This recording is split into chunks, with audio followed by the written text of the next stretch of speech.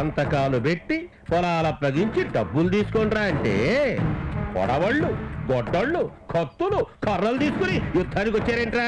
డబ్బు కాసిపడి కన్న తల్లి లాంటి ఈ పచ్చని పొలాల్ని ఈ బృందాల కంపెనీకి అమ్మే పనే లేదు. ఏం పలుకుతున్నారా చిలక పలుకులు? వానలు లేక పంటలు ఎండిపోతున్నాయని, వరదలు వచ్చి పంటలు కొట్టుకుపోతున్నాయని, కుప్పెళ్ళు గింజలు ఇంట్లోకి రాక పెట్టిన పెట్టుబడంతా బూడిదలో పోసిన పన్నీరైపోతుందని కుమిలి కుమిలి ఏడుస్తూ పురుగుల మందులు చేతబట్టుకుని ప్రభుత్వాన్ని బెదిరిస్తూ లక్షలకి లక్షలు నష్టపరిహారం లాగబడి తిని ఈ భూమి మీ కన్నతల్లి అట్టవుద్దమ్మా. హాయిగా ఈ డబ్బులు తీసుకుని ఏ బాదరబందీ లేకుండా బతకండి.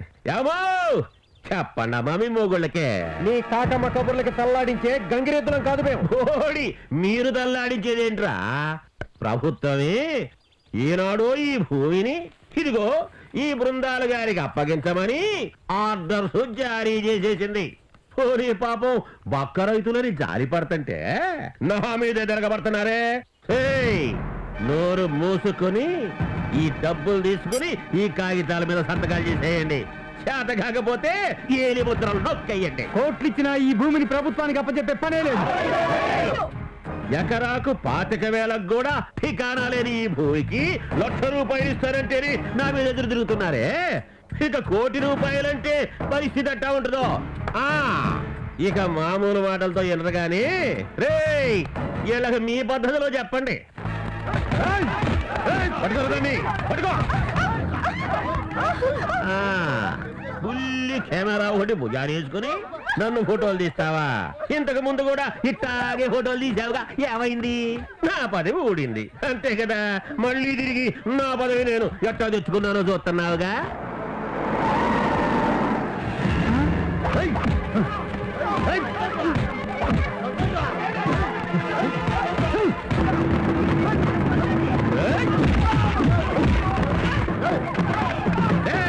ఎవరిని వదలకండి.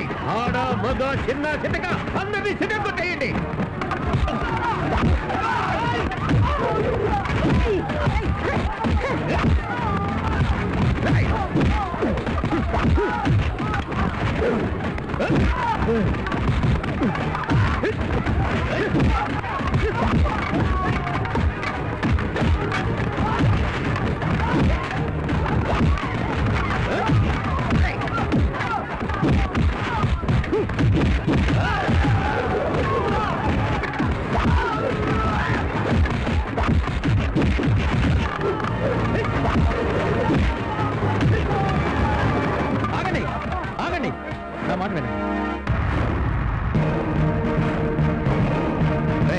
ఎన్నిసార్లు తన్నా నీకు బుద్ధి రాలేదురా?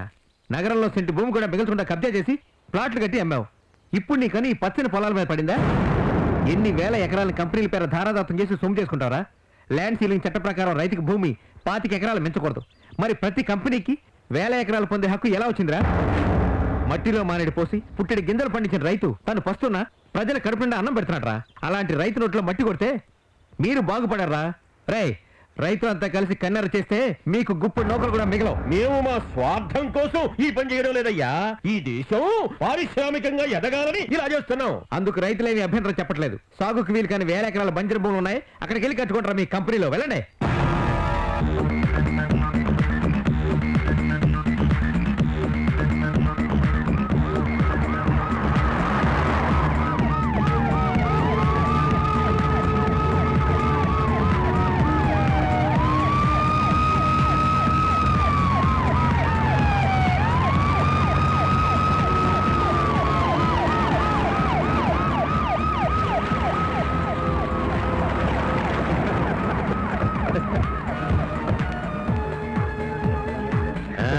నమస్కారం ప్రధాని గారు. Welcome welcome welcome. రండి రండి రండి.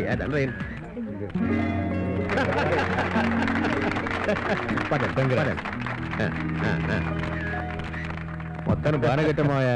నీకు తెలియంది ఏముంది అల్లుడు. ప్రధాని గారు ఫేషియల్ సర్జరీ సెక్షన్ కూడా పెట్టావా? పుట్టువన్నె లేకున్నా పెట్టువన్నె వేలం వేరిగా పెరిగిపోయింది ఈ రోజుల్లో. అందుకనే ఈ ఏర్పాట్లు చేశాను. ఇది ఆ భరత్ గారు ప్రవేశపెట్టిన సాఫ్ట్వేర్ విధానమేగా? అవును ప్రధాని గారు. అయితే నేను కూడా ఫేషియల్ చేయించుకుంటాను మామ. వీడికి దీని మీద కన్ను పడింది. నేను ప్రపంచ దేశాలు పర్యటించాలి కదా మామ. నా ఫేస్ ఇంకాస్త గ్లామర్ గా ఉందనుకో, భారత్ వెలిగిపోతుంది అంటూ ప్రపంచ దేశాలు పొగడ్తలతో ముంచెత్తుతాయి. మరి చీపులు ఇక్కడ ఫేస్ వీడును. నేనేదో దేశాన్ని దిగమింగుదామని వీడి ప్రధానిగా చేస్తే భారతదేశం విరిగిపోతుందని వీడి మొహం చూసి ప్రపంచ దేశాలు పొగుడుతాయా? ఏంటి మామ గొడుగుతున్నావు? అదే ఏం లేదు ప్రధాని గారు, మీ కోరిక ప్రకారమే చేద్దాం, నేనెందుకు కాదనాలి? పదండి పదండి. డాక్టర్ గారు, మన ప్రధాని గారికి ఆ ఫేషియల్ ట్రీట్మెంట్ చెయ్యండి. నేను ఈ లోపుగా మిగతా ఏర్పాట్లు చూసుకుని వస్తాను. అలాగే. ప్రధాని గారు పదండి.